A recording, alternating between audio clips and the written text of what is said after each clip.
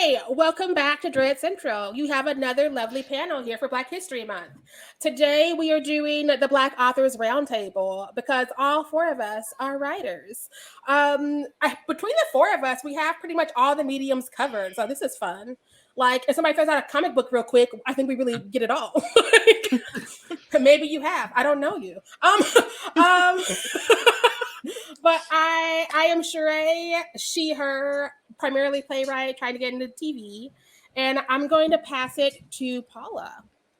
Hi, I'm Paula. I released the short fiction collection We Are Here to Hurt Each Other last year. So I predominantly write short fiction, but I also have some longer stuff in the works.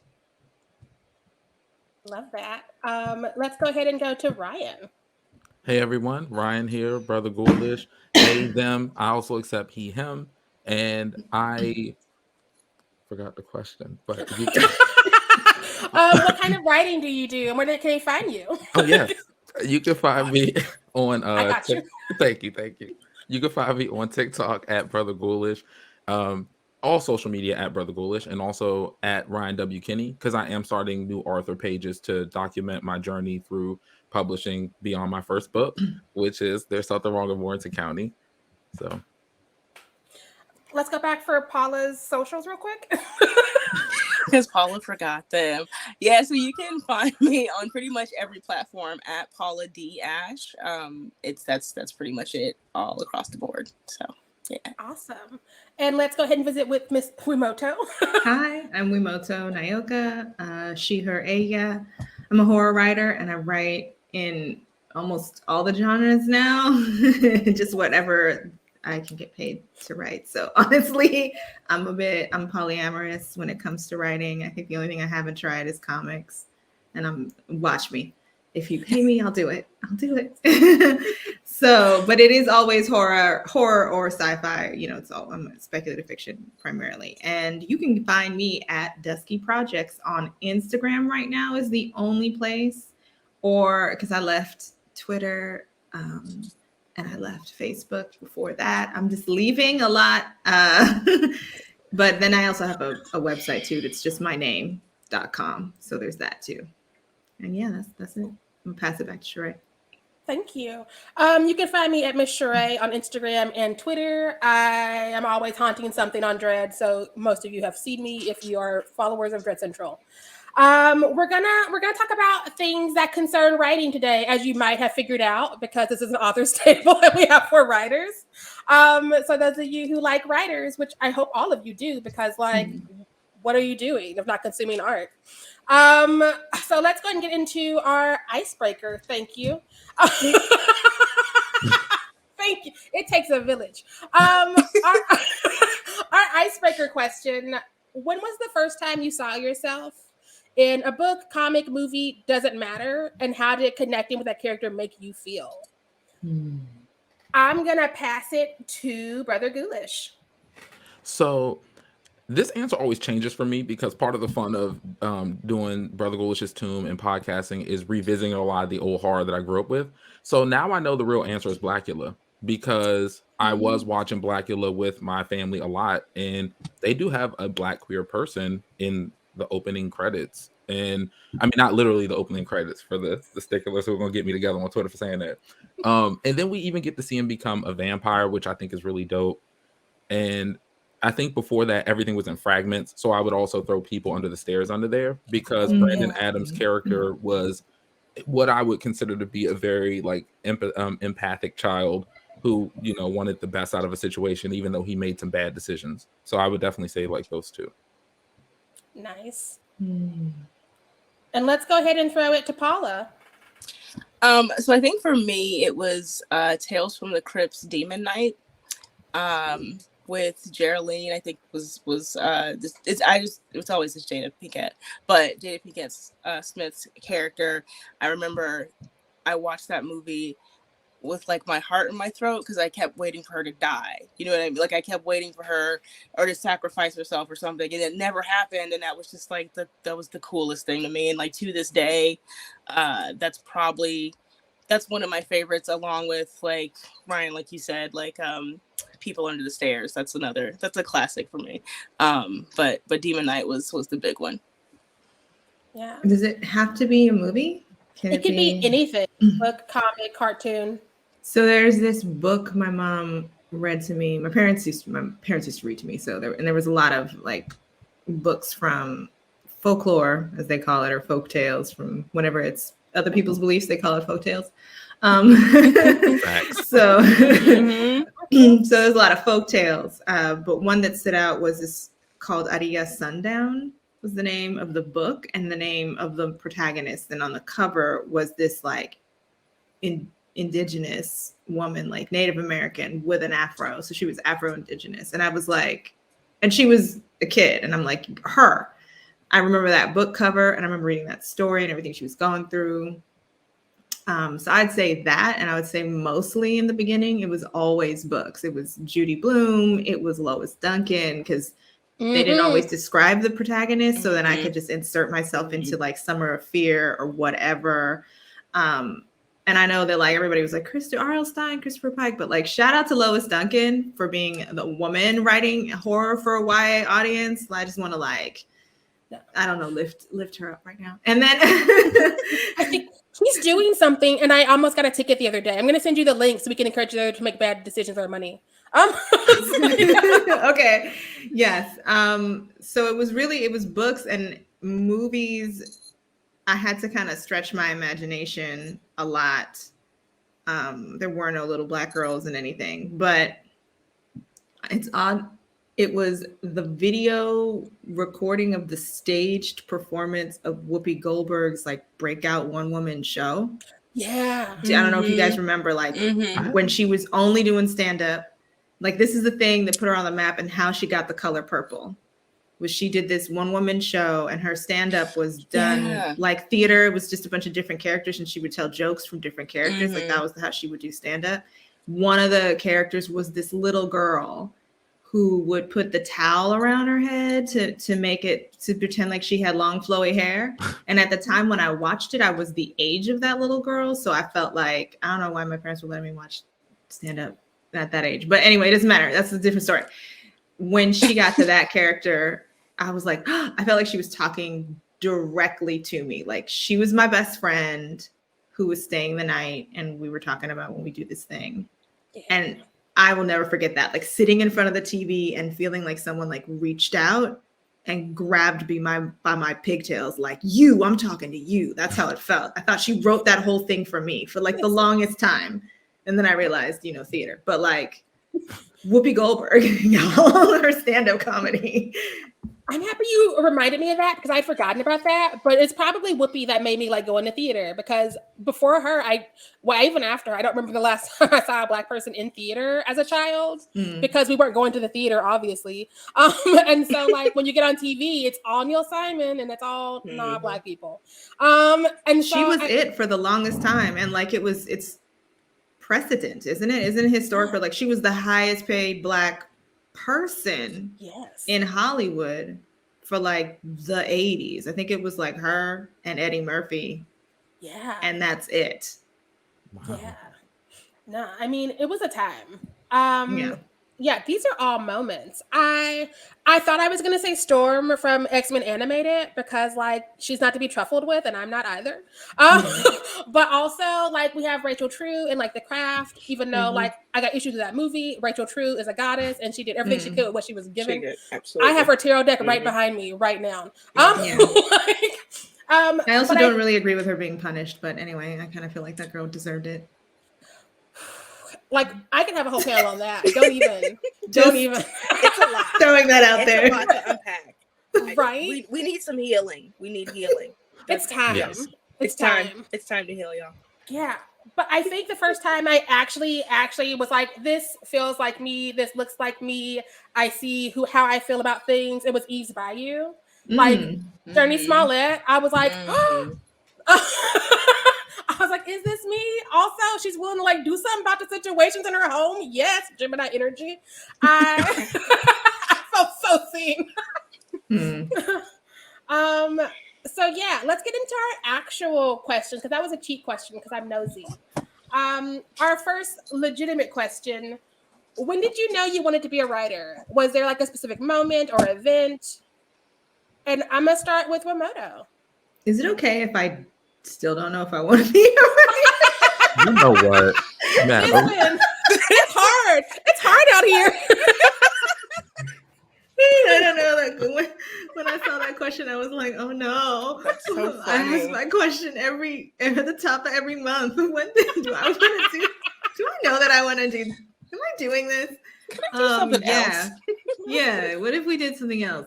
I don't really know how to answer that. I do know that I've been writing since I was a kid, and I didn't think I would say I know when I started to call myself a writer, which was around 2017, 2018. And that's was kind of accidental. So I had been writing all kinds of things up until then and had never thought of myself as a writer, and had even gotten some things, like had some things produced, and still would not have called myself a writer. And it was at the request of a friend who was like, you should just take a year and just write and see what happens. And that was about that time. Yeah, that's that. And so then writing becoming like something that I just admit that I do, like I'll put that on the resume, is only like 5 minutes old, even with the fact that I had, like, now when I think about it, I was writing even in elementary school, like whether it was bad poems or silly songs. Oh, and I have all that, and it's all very bad, but I love it. I revisit it. There was always a writing practice throughout to help me just survive adolescence, and then and so on and so forth. But I don't know why, I just didn't think I could claim being a writer until recently. I'm happy you brought that up because I feel like a lot of us end up doing things and being good at things and having success in the things, but not feeling like we get to use that title and not understanding that our success is success, because specifically with social media and with racist standards, our success doesn't live up to like so-and-so's who was a Nepo baby and was able to just take off doing the things with a post-it note and a good intention. And so like, we're like, I'm not successful because I'm not like living comfortably, but like we're paying our bills. Like we all seem to be functioning, and like we are bringing joy to people. So we're doing this shit. And I don't know how to combat that myself. So I'm just happy you said that, because I think that is something that is important and central to most artists. I'm going to pass it over to Paula. Yeah. Yeah, for sure. So I have never I never didn't want to be a writer. Like I feel like instead of having like a professional aspiration, I've always had a compulsion. Like it was just in me since I was very, very young, and particularly to write horror. Like I've never wanted to write any other, like maybe I've written, I explored, like dark fantasy and sci-fi and stuff like that, but like the core has always been horror. Like since I was like 4 or 5 years old. My cat is walking on my laptop. Why are you doing this? Of course. You're such a problem. Organa, stop. Organa. Anyway, that's a cool name. I love that name. Look at her. Look. Oh, look at this baby. Look what she's Hi. doing. She's like, I got thoughts. She's like, let me tell you about when I wanted to write my novel. Right. It looked like she was actually writing. It looked like she was at the keyboard. I was like, who's typing?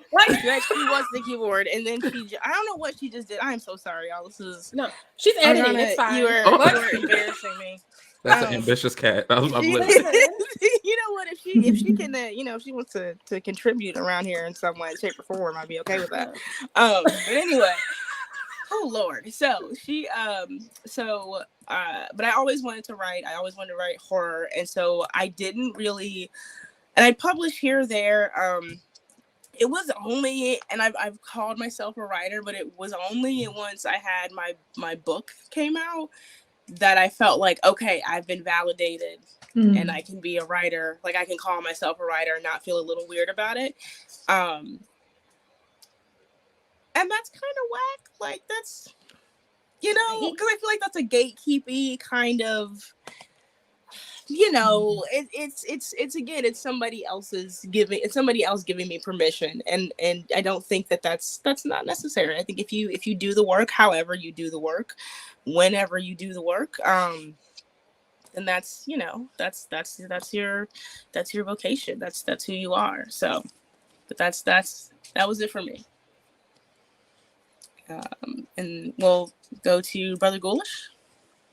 For me, I don't really remember like one singular moment. I've always wanted to write too.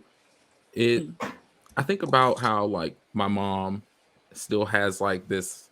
I don't know why I made it a fish shape, but it was like this construction paper book, The Man, the Fish, in the House, and it's literally just like nonsense. I hope that no one watching this is like, yeah, some shit you wrote recently is some nonsense too. Hopefully I've graduated beyond that. But I've literally always wanted to write, and I've had like this one singular view of seeing writing for so long that kind of like what Wi-Moto's saying about like it's really only 5 minutes old where you are living in it. That's similar my experience because I've been wanting to write so long. I can actually remember asking friends, actually begging, people to read my stuff when I was younger and thinking that the only way that I could see myself as a writer was if I got published through the traditional way. And that was what I was doing when I was like 19 and in my early 20s. Mm-hmm. And when it didn't go my way, I disqualified myself as a writer. And then there were people in my own life who, I love my father and stuff, but like he told me, because he's a very collegiate man, like he's a lawyer, JAG officer, and so being the artist's son was always difficult because his lecturing was always like you have to have like a plan B. You can't write for a living, like writers don't make money and all this other stuff.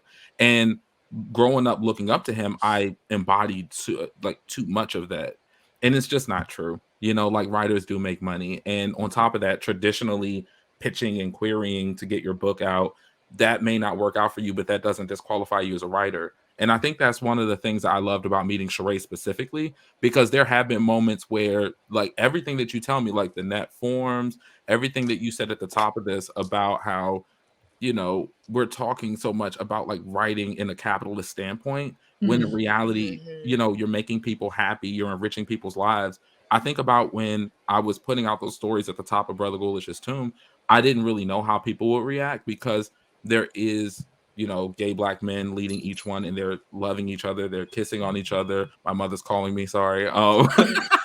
She heard you talking. Right? It was like, he was like, they out there talking shit. Exactly. And y'all know she's going to keep calling and then she's going to call Emilio. That's so funny. But she was like, "You rang? What?" I felt that. What'd you say? What'd you say? But when she done throw me off. But the point is, I feel like I've just always wanted to write, and there have been different genres that I've written in, but it's all been speculative, like everything. Because I've always loved like fantasy. I've always loved science fiction, and I rarely write in sci-fi, but on occasion I dabble, like every once in a while. Listen. Yeah, no, I think I'm happy you touched on that because I think that a lot of us come from families where it's like, you got to be practical. You got to do this. Like I had a grandfather who I only met like maybe 4 or 5 times my whole life.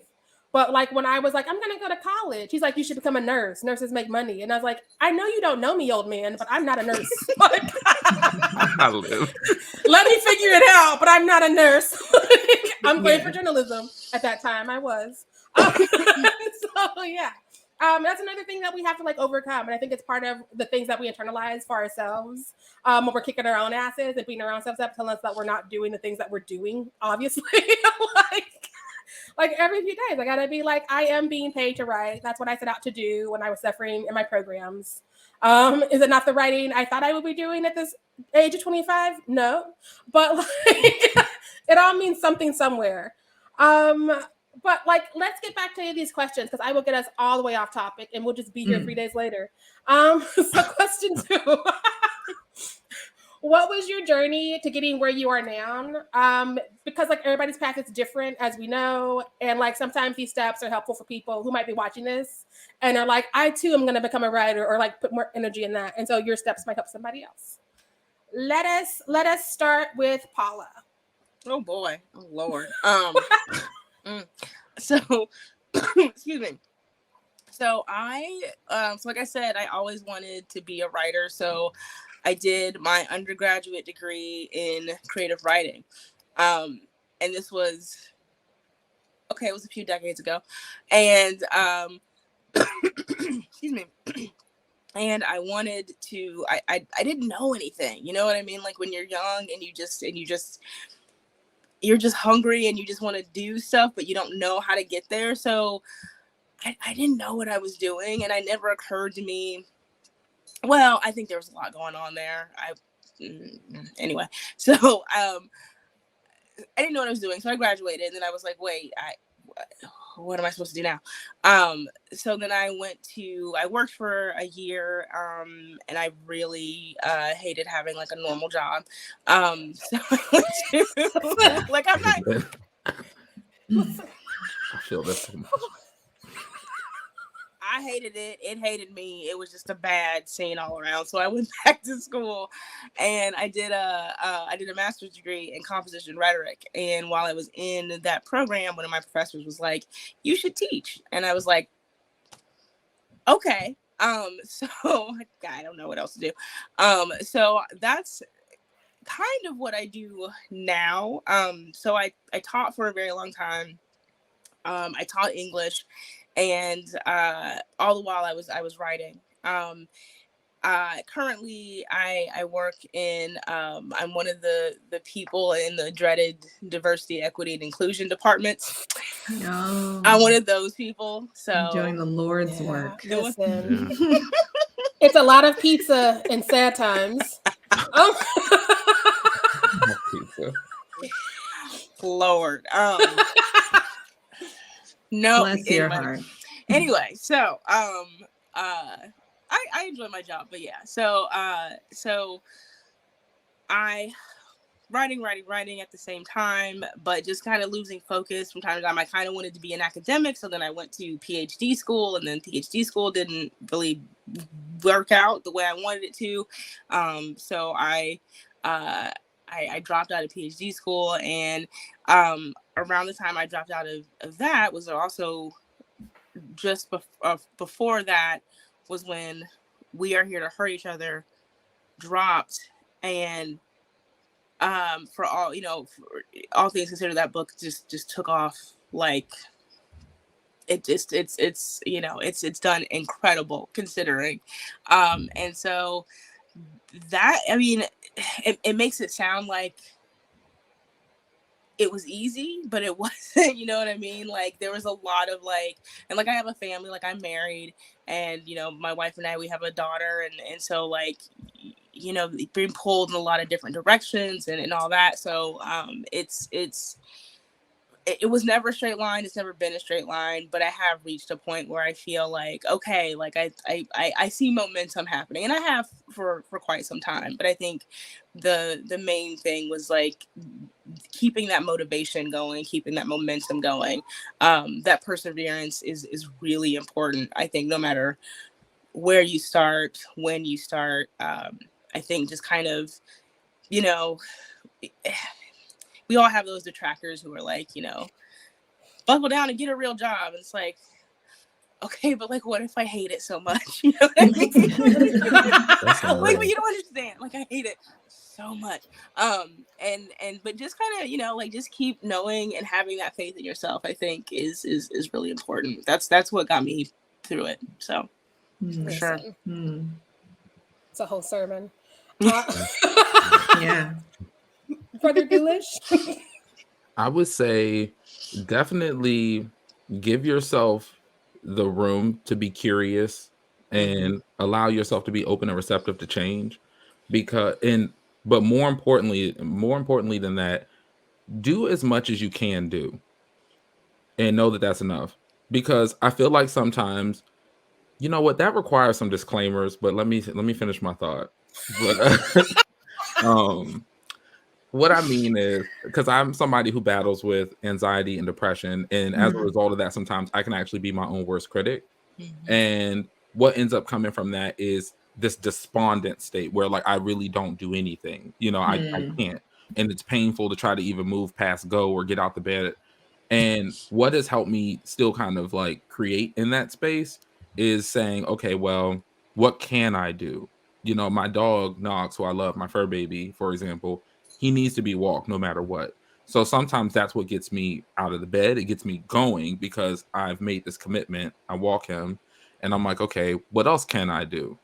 I can at least sit down and read a little bit. And inevitably, when I read, I get very inspired to write. And it goes both ways. So sometimes when I'm writing and stuff, if I get burnt out, I just want to read just to kind of like fill it back up. And I'm usually looking at maybe about 3 or 4 books at a time, like just across like things that I'm researching and stuff. So you find yourself more productive when you're not hard on yourself. Back when I used to say things like, I want to write, for example, 3,000 words per day, or I want to write like, and this works for some people, but I think that cripples you because then you kind of are down on yourself just off the sheer fact that you didn't meet these quotas. Another thing I would tell people who are coming into the space is you got to confront your personal stuff. And it sounds weird and unrelated, but it's not. I'll go back to the example of like my father and him telling me that, oh, writers don't make money. So obviously he's constantly on my mind when I'm writing, when I'm doing podcasting. And I actually confronted him about it one day. I actually did say something to him. This was recent. I was like, Dad, if you could write full time and make the money that you're making now, would you have done it? And he was kind of being ambivalent. And if it finally was like, yeah, I would have. And that was very cathartic for me. Well, my inner child more so. And it shows that in doing that work, it's like you're breaking generational curses and actually empowering people because I see my dad writing again. And that means a lot to me. Wow. And I do see how there are people who DM me from time to time ever since the book came out. And they do ask my advice on stuff. And I warn them that I'm not the person to ask for advice. but I can give encouraging words. But even with that, you think about it. I could have waited to traditionally publish, but I said, you know what? I'll try to do the Kickstarter because I can do that. I can do this research. I can try to see if there's even any interest in this thing. And it's just those one steps at a time, those small steps at a time. And I know it's cliche, but it really means something. And the disclaimer before I let the mic go. Instead of saying the best you can do at that time, let me say this. Instead, compare it up against what your higher form of self would do.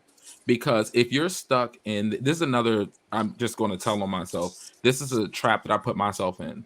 You know how like you confront people about ways that they could take accountability better. Say nothing, Sharai. And that person's like, well, I'm doing the best I can. That's not growth, and I think people get stuck in that accidentally because they're not thinking about how can I compare it up against what my higher form of self would do. So instead of me scrolling through social media endlessly for things that are going to feed the negative view I have of myself or get me stuck in that, why don't I break that and get some reading done or get a little bit of writing done? Because that's what my higher form of self would do. I think that's more helpful than what you can like doing the best you can. Because although that's altruistic at times, we know points where we see bigots, for example, who are doing the best they can.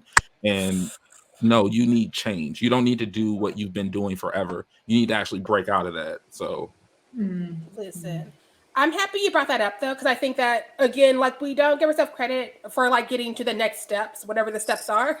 We're like all or nothing. Either like I sell this script tomorrow, or it's all for shit.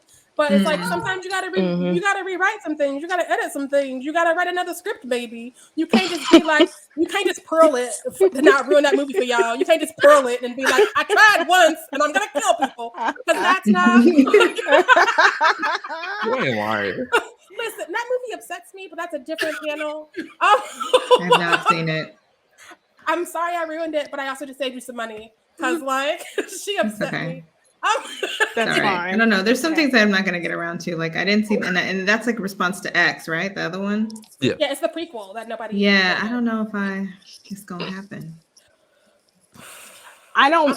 This is a whole different conversation. I don't. Yeah. I won't get in trouble. You know what? I'm gonna wait till we go to off camera, like because I got. No, it's no opinions. shade, no tea. It's just like I Yeah. have only so much capacity to watch so many things, and I'm just kind of like, I sure. don't know if I'm ever gonna get to that. Or bodies are sick. You know, like these But you things look should see, good. So see much. bodies though. Bodies, Yeah. There's so much. Yeah, There's so much. there's a Girl, lot we of don't things. get down here.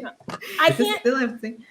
A lot Anyway. of people liked a lot of movies last year, and I was left going, why? But Bodies is one I will stick up for if you get time. But like, Okay. it is your turn with this question because again, Oh, it has yeah. a different rant that I can have any day.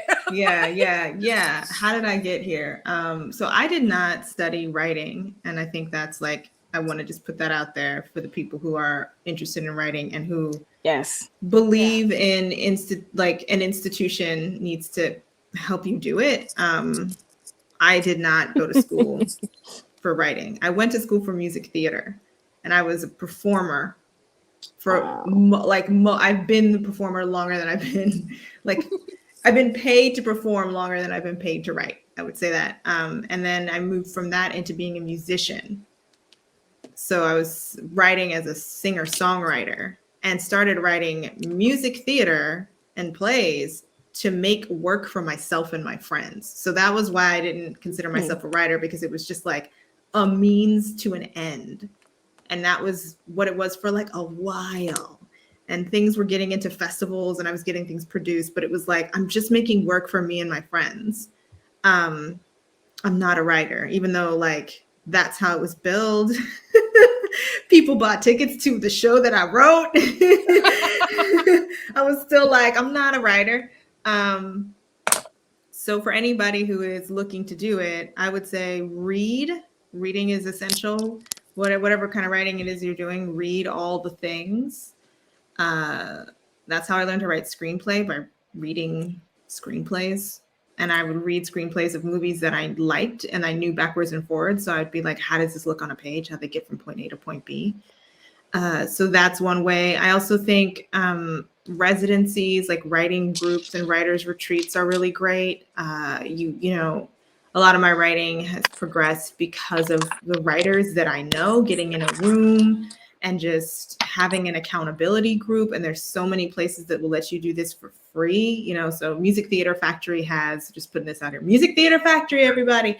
And other places, Fresh Ground Pepper, NYC, these are all New York based things. But I say that because Music Theater Factory has these like regular round tables where you can just go in and bring in whatever, for like women in trans or POC, like the POC roundtable or the whatever. And there was a lot of musicians and music theater writers in there because that's what the company does. But then I also brought in other things too. And just being in a room with a bunch of different writers and getting feedback. So I also recommend like being in a space that, Black Film Space is another one that has that kind of open thing. Being in a space where people have a facilitated feedback process, I think is good for you. If you're in a room and they don't have that, that might be a room that doesn't serve you, especially if you're learning how to do something, because you want constructive feedback and you want to get feedback that is really set out to help you. And you also want to get good at receiving feedback if you want to get better. So you have to like be in a room where people understand that and they facilitate that so that you can get over getting feedback. Because I do think like in the early stages for folks writing, that's like a big hang up of like, I don't want anybody to read it, or what if it's bad? And like, you have to let that go. Like, it's bad. Everything you write in the beginning is bad. It's fine. Who cares? like it doesn't matter. It sucks. It's gonna suck for like 12 drafts. It's okay. You know, the only way it cannot suck is if you read it again and then you change. You know, like you have to get into the craft of it. Is that fine tuning? Like you have to learn how to enjoy that. If it's just about like winning, do something else. Like don't make art, because you're never gonna feel like you won anything, even when you win the thing. Listen. Like You know what I mean? It's like it's really about it's like a meditation. It's like so, you know, and it's never done and all that kind of thing. So like yeah, I've definitely been in some like writers' rooms or writer groups where I didn't feel like the feedback was facilitated well, and I was like, I'm not coming back to this because this is gonna actually kind of hurt me rather than help me. But I was lucky enough to be in rooms where people really thought about how they were giving the feedback, and they even like laid down some ground rules, and so I had like good role models for that. And then I carry that into rooms even when it's not a writer's space. I give feedback like that just anywhere and everywhere, to just because everybody, we watch too much reality TV, so feedback, we don't actually know what good feedback looks like. But those spaces are good for you to like writers listening to this, for you to, it's like going to the gym, you got to practice, and it's solitary, so you need people. You will not make whatever little writers deadlines you have. Like you read a book and like, I don't know, I read like Octavia Butler gets up at 6:00 in the morning and writes whatever every day. I'm not even gonna be able to do that if somebody's not holding me accountable. I tried it. I forgot every time. I slept. I didn't do it. I was like, I don't know what, I guess I'll never write Parable. That's how she wrote that book and all the books that and that's never going to happen to me because I can't write the way she does. The discipline, but excuse me, but like the only way that I can do it is if I have some kind of writers group. So whether it's like this space is holding it, or I just get my friends together and we just decide, that's the other one, just decide to meet every other week and bring in 10 pages and just make it happen. Like just force yourself to do it. Yeah. I love that because my grad school was notoriously awful. And so I had to get the other writers who, of course, I was the only Black one because Texas. I had to get the other writers to like meet up to be like, let's share our own stuff and give each other actual notes, so it's not more problematic shit we're hearing from an old man who's never going to do anything. And we were all like, okay, so we did that, and that's how we got better and sort of figured out where our lanes were. Because like, don't go to Texas Tech is just basically all I can tell people. Like I took that L for everybody. That is not a program. Right. And so I needed that community, and I didn't know what I was doing at the time was what so many of us have had to do, because again, you're the only Black person, and so you don't understand what's happening on the outside until you're at a random festival, and you're like, you too need to go outside your classroom. You too are getting the same kind of notes. Oh my God, it's an epidemic. So here we all are now. Yeah. Well, I feel like it's great. Like one positive thing is that there's a lot of rooms that are for that there are for people of color, that are for like, they know that, and they've already rented the room out for us. Right. Wow. And they're just like, put in $5 so we can get in this room and just like read each other's stories and give feedback. That's not like, what did they really say, you know, like some race-based weird. Yeah. Like something like that. Like, you know, so yeah, there's more of that. There's more opportunities, I feel like, for people to find that. And I do think that there's something to say for like some of the things where you have to pay for it, like a class, this one known, like what is that one, Clarion West for the sci-fi writers. Like I hear great things about, you know, like sometimes you put in down some money and you get like hard, good training. So however you want to go about it. But yeah, I'm saying like to sustain you, buddies. Writer buddies. It's so solitary, and you can read a thing and read it again and again, and then your eyes will just bleed. You're like, I don't know if this even makes any sense anymore. Somebody else has to look at it. Like I love that, because you do need people who are going to be honest with you in your notes. And that's friends, because your friends can be like, hey. But they can also be like, you're trying to cut the wrong stuff. Keep this. Like, what is this? Because we do get in our own heads and we do block our shots. And so you need people to be like, hi, this is actually working out. I think that what you're doing is over here and over there. And to just remind you, like, you are doing the things. At the end of the day, you are doing the things, whether or not we let ourselves believe that, because imposter syndrome comes for us whenever she wants to. Like, she got a key and she just like be strolling through, and it's really fucking rude. But like, we are doing the things, and sometimes we just don't feel that way, or we feel like it's not good enough because somebody else just sold a script. And sometimes, because again, we all see a lot of movies. And we are all doing things that are different than a lot of the movies we've seen. And I'm just going to leave that out there as I sip my tea.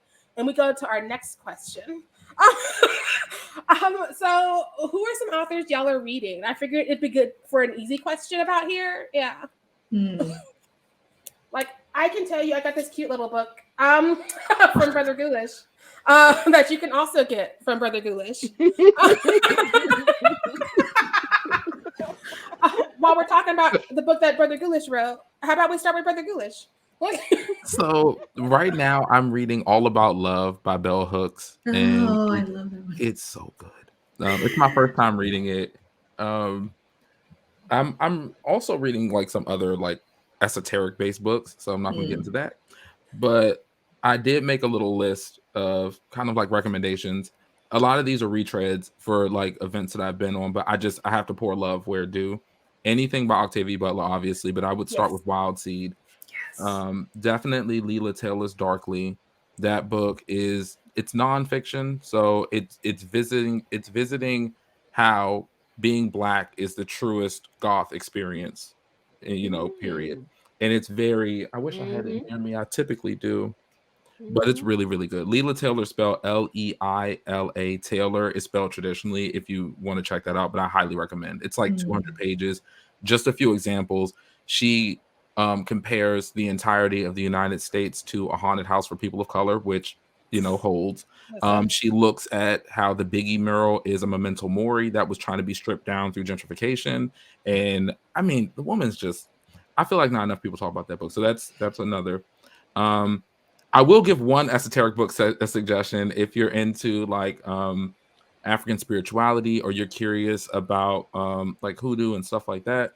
Dr. Katrina Hazard Donald's Mojo Workin' is an exceptional book, and it looks at how the ring shout dance has helped a lot of traditions move when the culture was dispersed because of the transatlantic slave trade and other things that have happened, and how a lot of those vestiges pop up in the diaspora and watersheds.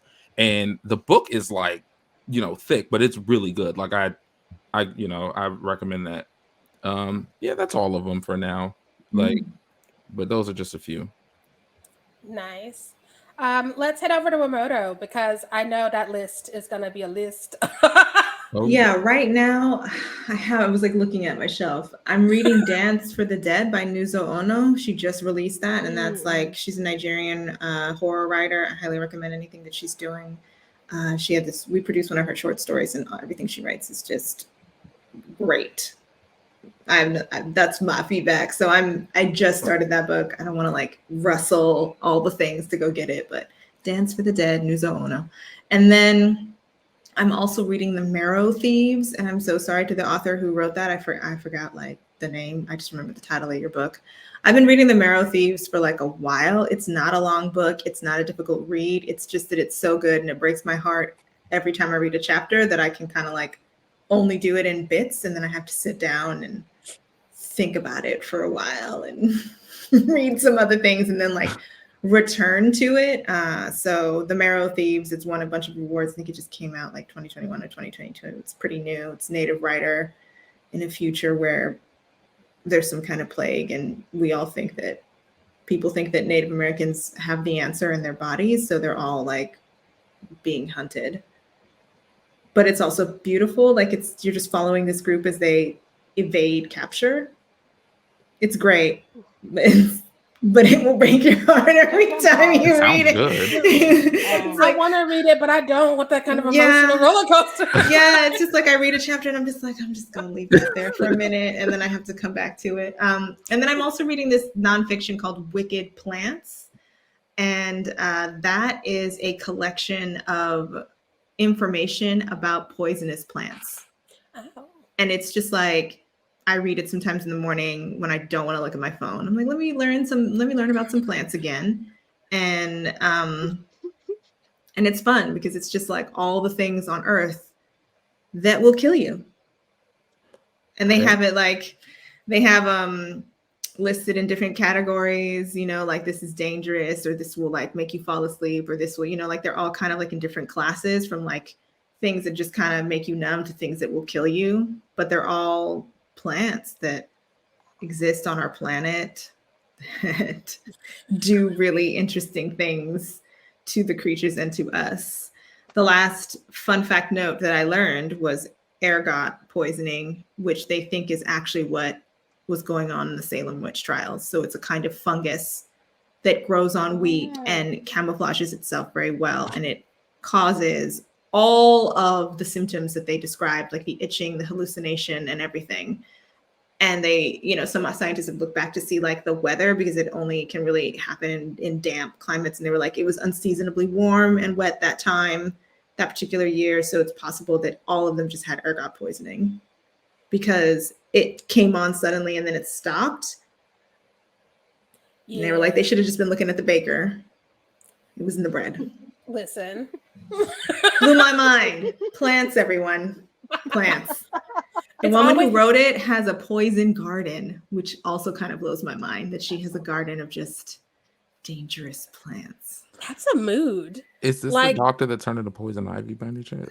It is basically like Poison Ivy's journal, like that I'm just like reading wicked plants. I've never been one to gardening, but the Gemini in me hears I can grow my own weapons. And that's interesting. Like it is. A garden full of weapons. I know I need to have a house or a little like window box. I don't know. Paula, what are some authors people should be reading? Oh, I can't follow that up with anything really cool or that. But I am currently, so Tamika Thompson just came out with Unshod,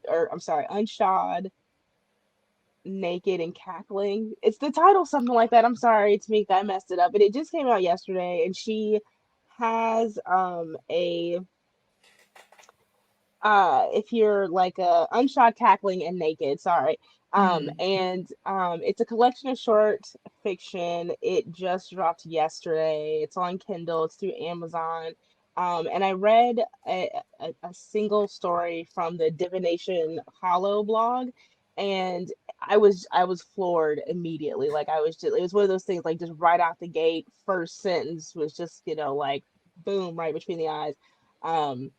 So I haven't even jumped into the book proper, but I've read a story from it, and I'm just super super stoked about it. So that's, I think, a good one. I'm still working my way through Rhonda Jackson Garcia's Hell Has No Fury as a Woman Haunted, which is so good, but it's one of those books, like it's a collection of short stories. Both Tamika and Rhonda are Black women, and Rhonda's book is so good, but it's painful. Like some of the stories are just, they go back in there and they get you. And so that's one where like I've been reading it for, I don't know, like 6 months or something, not because it's particularly lengthy. It's just, it's a very, for me, some of the stories are difficult reads, and what else am I reading? I'm also reading a book called We Had to Remove Your Posts. It's by Hannah Burwitz, I believe. I believe she's a Dutch writer. And it's about essentially, you know how if you use any sort of streaming service or video service online, there are those people, the content moderators, who have to cut the bad stuff out. So it's a fictionalized account of that kind of work and what it does to people, and I'm fascinated by that. Like that whole, like, it's all insidious and terrible. But I've started reading that, and it's pretty good. So, but yeah, but those are some of the things I'm reading at the moment. Oh, this sounds good. I gotta like order some more books to keep by my bed. Because can I add one more thing? I'm so sorry. Can I add Shannon Barber, Wood Feather Bullet? It's a collection of, I think, 3 or 4 short stories. It's on Amazon. Shannon does like this gritty urban fantasy horror, and it's just urban fantasy horror. Shannon Barber, Barber. And it just kicks ass, and I love Shannon's work, and I always try to get more people to read their work. Can I ask a question? What does Absolutely. urban fantasy mean? So it depends on who you talk to. Generally, when I mean for real, like it does. Does. So the reason why I refer to that is because Shannon writes particularly about like city, like the city itself as Mm. kind of a character. It's very gritty. It's very grimy. Very like almost kind of noir-esque. I think noir would be a fair Nice. descriptor as well. Um, that's what I mean when I say urban fantasy. And so fantasy is then there's also like fantastical and supernatural elements as well. So it's like the grit and realness of the city, but then there's like um like shapeshifters or Hmm. something else kind of in the mix. So that's what I mean when I say urban fantasy. Some people just mean fantasy with black people in it, and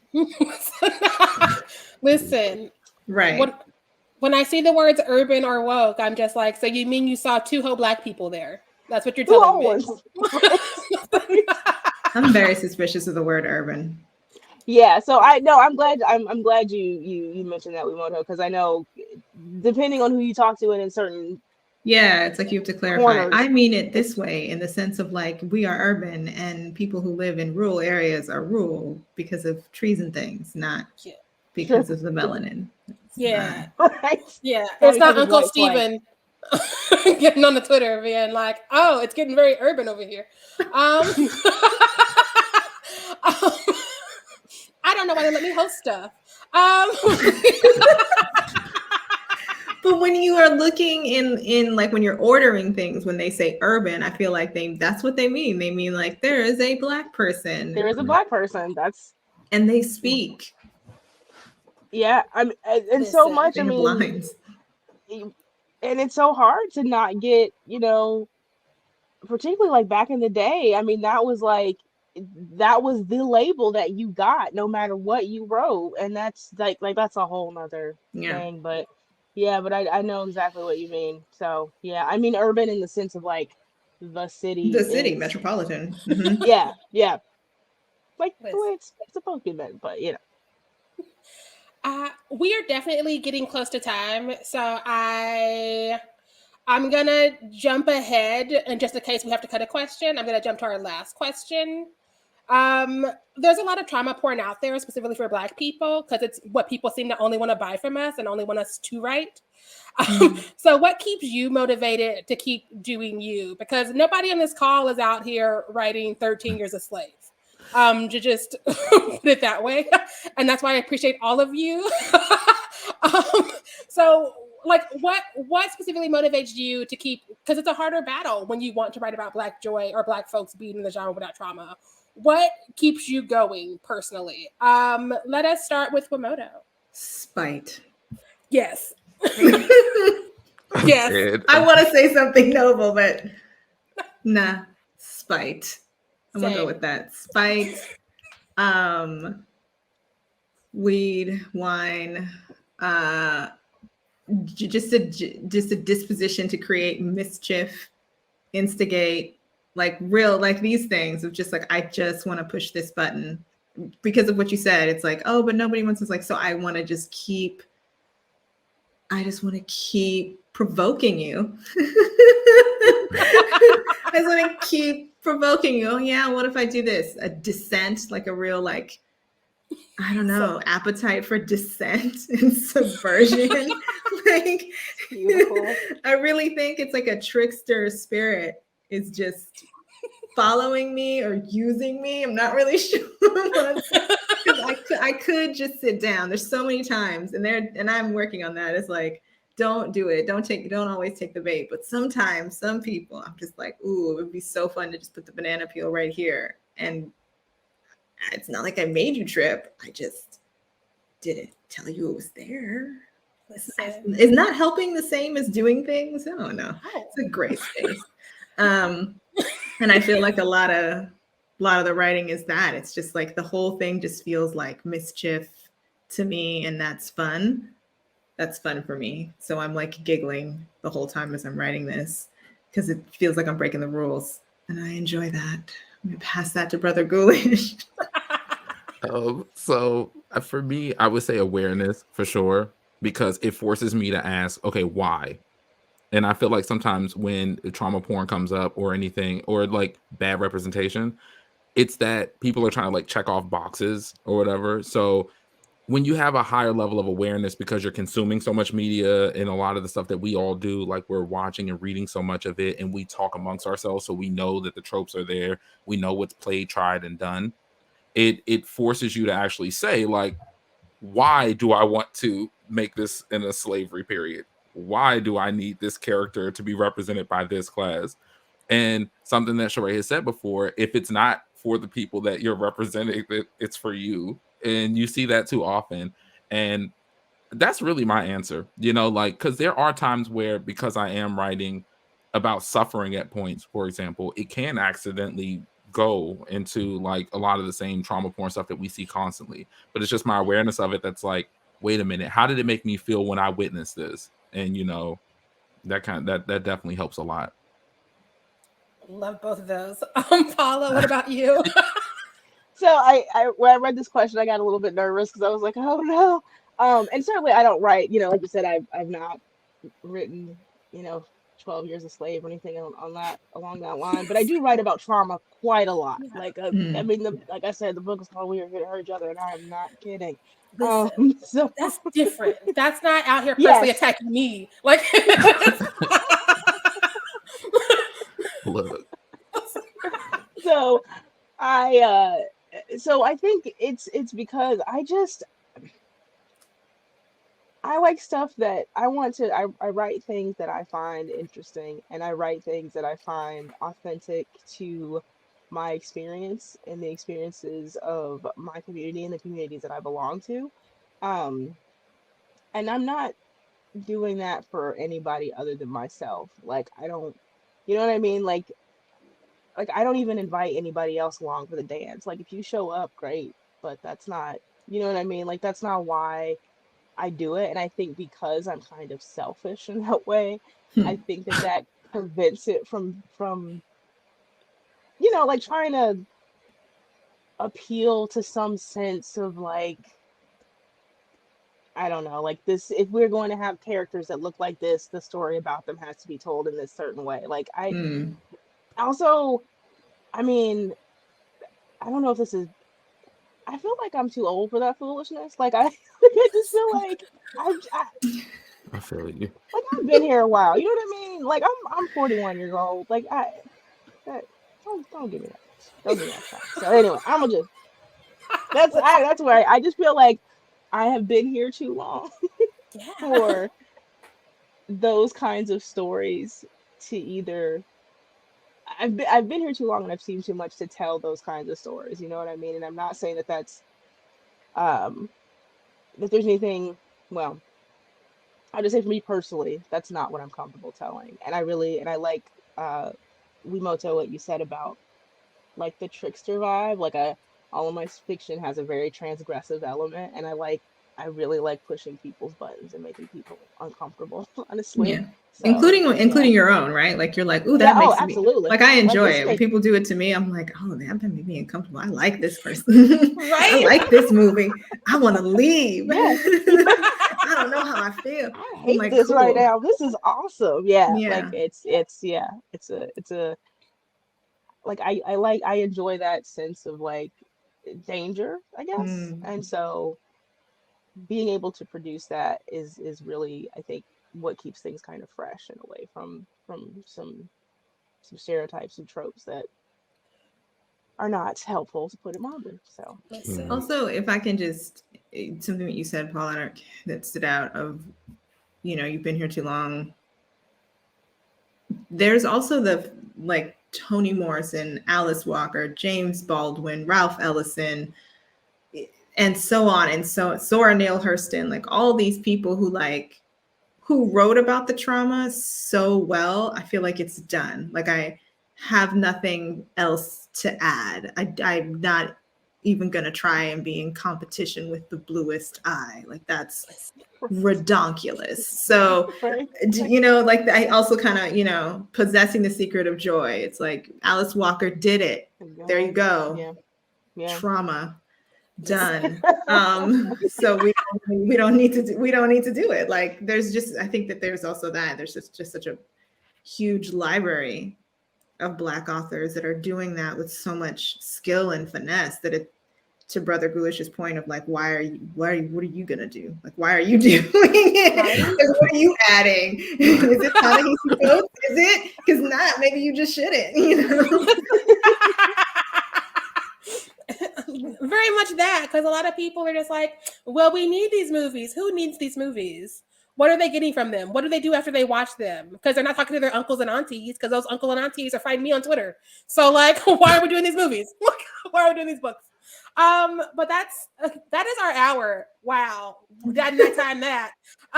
Let's do a round one more time, because these are all people that should be followed by people who watch this panel and should be like also read. Like everybody out here has something you can listen to or buy today, sometimes both.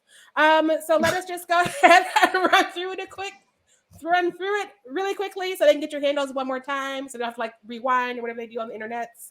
Let's start it with Wi-Moto. We'll work backwards from the alphabet this time. Okay. Wi-Moto Nyoka at Dusky Projects on Instagram, or just WiMotoNyoka.com. And I guess I brought to Paula. Yeah, Paula. Paula at Paula D Ashe, Instagram, Facebook, Twitter, and We Are Here to Hurt Each Other is the title of my collection. Here And for to Brother Ghoulish.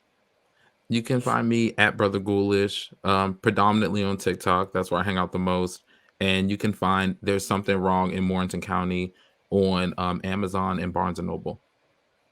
Yeah. Yes. Oh, wait. And I am still Miss Sharai on Instagram, and we are the last panel unless something else is snuck in for this month. So like if you've missed other panels, go back. There's 3 weeks of panels, and there's also lots of really cool content because we had a whole Black History celebration, and we have some good pieces coming out. Some by people in this space, some by people you don't know yet and you need to know.